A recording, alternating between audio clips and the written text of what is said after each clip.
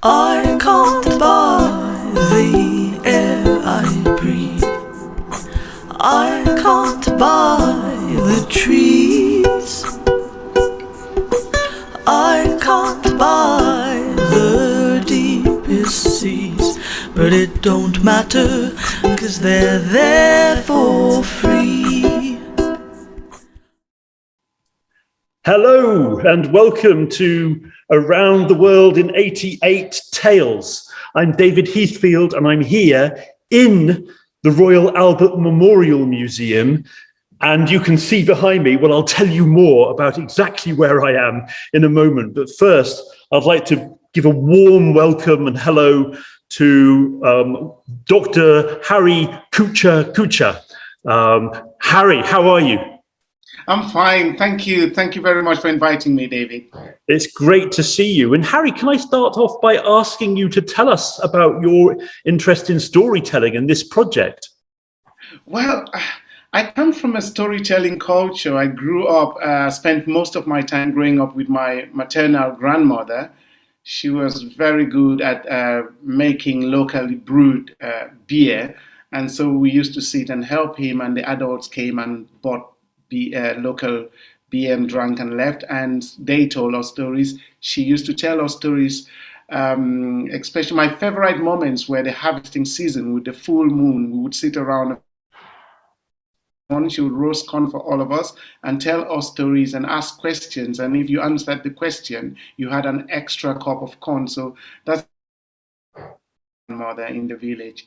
And I was particularly really interested in this because I think stories bring to life our different cultures, and it's a way of sharing the values that we as humanity share. So thank you very much for inviting me. Wonderful. Can you tell us a bit more about your culture and where you come from? Yeah, I come from, my people are called Aghem, and Aghem is actually a plural form. Aghem, on the map you might find womb in Cameroon. It's to the northwest of Cameroon. The reason why it's called womb on the map, that's the administrative name, because the first Germans who came to that land, when they met the locals and asked them, who are the people who live here? The first person who became their translator said, Aghem. So the German said, okay, he might be saying these people are called Vem, and so they and spelled and called that womb, but it's actually Aghem. Thank you. Thank you so much. Wonderful. Well, the artifact that I've chosen for today is the giraffe. And there's a connection here between the UK and Africa, a hard connection because it's about colonialism. This giraffe, which is a full-sized adult bull giraffe, was shot by a British big game hunter at the beginning of the 20th century in Tanzania. And, well, it's been an iconic, maybe the most iconic artifact at the Royal Albert Memorial Museum since 1920, when it was delivered or donated to the museum. And I, as a child, remember just being like 5 years old and coming to this museum with my mum and dad and my sisters. And the first thing I saw when I came in the museum was this incredible giraffe. I mean, there we are, the full height of this giraffe. And the nickname of the giraffe is Gerald the giraffe. And he stands 5 meters and 5 centimeters. So he's a huge animal. But the story I'm going to tell, well, it's not a very kind story. Particularly, we would like a story to celebrate the giraffe, but this is the story that I found that I really loved, but it's quite hard on the poor giraffe. So can I tell my story? Carry on. Everybody on Facebook, please tell us on Facebook where you are, whether you're listening to this live or as a recording, where you're listening in from, and you can tell us what you think of the story. So here we go. A story from southern Africa. Long ago, there was a greedy, bullying giraffe And the giraffe was feeding from leaves from the topmost branches of a tall tree. Along came a very small tortoise. And the giraffe looked down at that tiny creature. Oh, tortoise, you are small. I am great. You are slow. I am fast. I am wonderful. I am so much stronger than you. The tortoise didn't answer. The hungry tortoise just carried on moving across the ground. Oh, said Giraffe, foolish little tortoise, I will crush you under my hoof. And Giraffe placed his hoof on Tortoise and pushed down. But Tortoise's shell was hard and wouldn't crack. Tortoise, afraid and hungry, continued moving slowly over the ground. Ah, Tortoise, you are so pathetic, small and tiny. I could swallow you. Tortoise didn't answer and continued moving slowly across the ground. Giraffe reached down with his long, long neck and took that small tortoise in his mouth and swallowed. And down the long neck of the giraffe went the tortoise. But halfway down, the tortoise stuck. The giraffe couldn't breathe and choked and swayed and crashed to the ground, dead.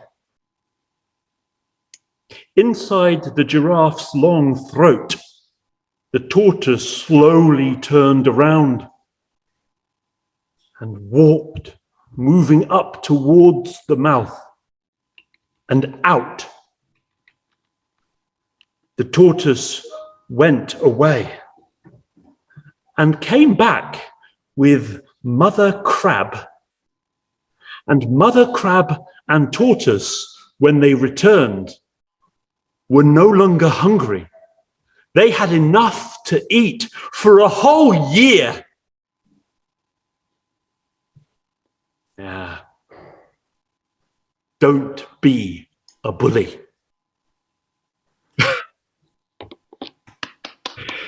I feel a little bit sorry for this giraffe here, because I'm sure this giraffe was not a bullying giraffe. Just a hungry one, just a greedy one. But I love these stories that teach us so much about how to act and behave in our lives, to treat even the smallest ones with respect. Yeah. And many of the stories we were told had that same kind of theme. So many. Mm-hmm. So please tell us in Facebook what you make of that story, but also, would you like to welcome and listen and respond to a story told by Harry Kuchah Kuchah from the Aghem people of Cameroon? So, Harry, over to you. Thank you.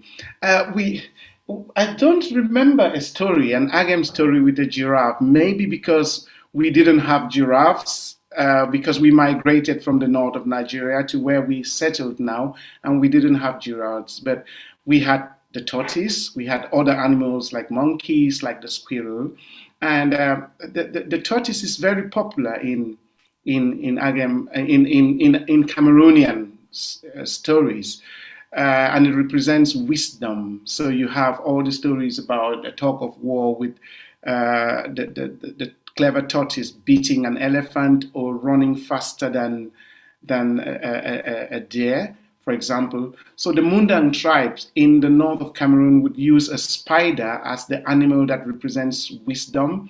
The Gizigas would use a monkey. Other tribes use animals like the squirrel. The Bulu people use the tortoise, but they call it Nkulu Meketntete, which is actually tortoise of 100 wisdoms. And he's often contrasted with Zemekekebu, who is a panther with only 9 wisdoms. Now, the Aghem people were very clever to name them Wandong and Wafemwa'a. So the clever animal would be Wandong and the foolish one would be Wafemwa'a. What that means then is that there are many stories about Wandong and Wafemwa'a. I know at least 8 of those stories, but I know there are more than double that number. So sometimes Wandong and Wafemwa'a appear to be animals in the story. Sometimes they appear to be real humans. So it just depends on which story is being told. Now, the one I want to tell today, to share the Wandong and Wafemwa'a story I want to share today actually has as a subtitle, The Lion Hunt. So it's got at least it's got a lion. And we could assume that Wandong is the tortoise or some other clever animal, but it could also be a human being in this story. I'll leave it to our audience to work that out. So many years ago, after the great Nlomnam had led the children of Aghem in Dongote Bay, that's the Aghem children, to settle in the grass fields, the savanna grass fields, where they finally settled now. The Aghem people decided to spread their power wide into the fields. So each family head took his wives and his children and his servants and all close relatives into the fields and built himself a compound, a big compound that looked like a palace. And that is why today in Aghem there are 13 different chiefdoms, because these were led by the 13 family heads who spread around and built their compounds. So each compound was named after the family, and everyone who eventually settled in the neighborhood became a citizen of their land. So for example, I come from the Watio royal family, and all the people who settle in our land are citizens of the Atio chiefdom. So in that land, there lived 2 friends. In the Waindugo land, there lived 2 friends, Wandong. The 2 of them had come a long way through the migrations from the north of Nigeria, through the Munchi tribes, right down to the savanna grass fields. And they had done work together and decided that they would always like to live together with their families, supporting each other. So in the day, their wives and their older children would go to the farm to till the soil and plant the crop. The younger children would stay home and sing and dance and play with each other, and they would sing songs about the warriors of the land and even the villains who were defeated by these warriors. And they would sing songs like, "Oh, Tiganlo, Yamata Atso, oh, Ma, Witsu, Banjong, Samanu, Twin, no, Kifaki, Dodimi, Yoko, Samaki Pulo, oh, Tiganlo, Yamata Atso, oh, Ma, Witsu, Banjong." And while the children played and told stories and danced, Wandong and his friend Wafemwa'a went hunting. In the year following the second invasion of the locusts, Wandong and his friend Wafemwa'a went for a hunting expedition. It was a really hot day, and all the animals had gone into hiding. After spending the whole day without success, the 2 sad friends were ready to go home when Wandong spotted a huge lion stalking its way in the forest. "Look," he whispered to his friend, "we have only 2 spears here, and lions are very difficult to kill." That was Wandong speaking to his friend. "What shall we do then?" asked his friend Wafemwa'a. After whispering out a plan, the 2 friends tiptoed until they were quite very near the animal. And then Wandong shot at the lion and hit it straight on the chest. Wafemwa'a shot and hit it on the head. Both their spears were stuck on the animal, and they were very happy to see that the beast had dropped to the ground. After a few moments, Wafemwa'a told his friend, "Let's go and cut it up. Our wives and children must be starving at home." And he said that with so much great joy that his friend Wandong turned and replied, "Are you dreaming?" He looked frightened and angry. "Who told you the lion was dead? It is only resting, pretending to be dead. That's what lions do when they want to catch their prey. We can't go near it because it will leap at us and tear us into pieces." And Wandong went on and spoke at length about the dangers of attacking a lion and told his friend stories of warriors in the past who had been lured into being devoured by an apparently dead lion just because of their stupidity. He wasn't stupid, and he didn't think his friend Wafemwa'a should be that stupid.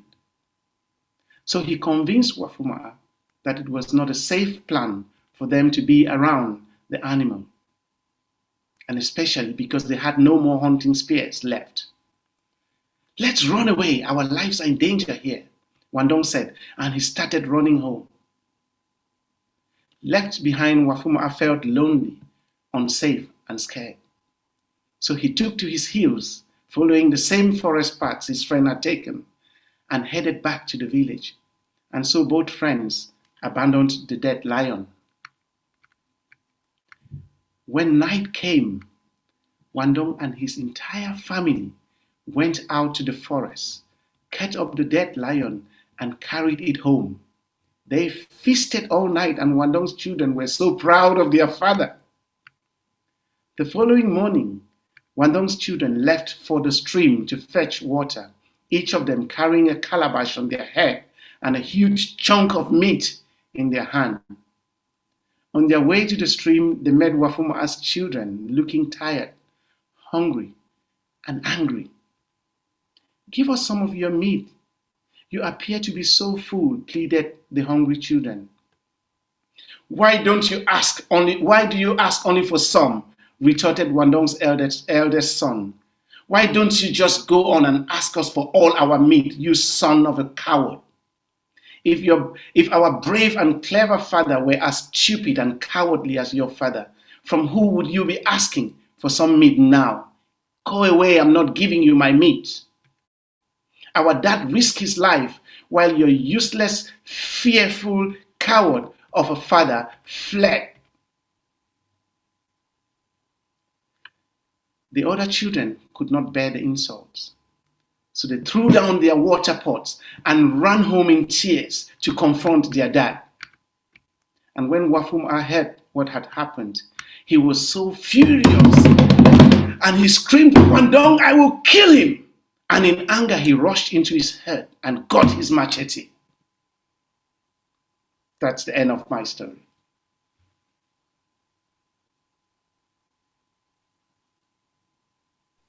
Wow, Harry, that was absolutely, I was gripped through your story. That's such an amazing story, and powerful emotions, bravery and cowardice and family relationships, and whoa, it's got everything.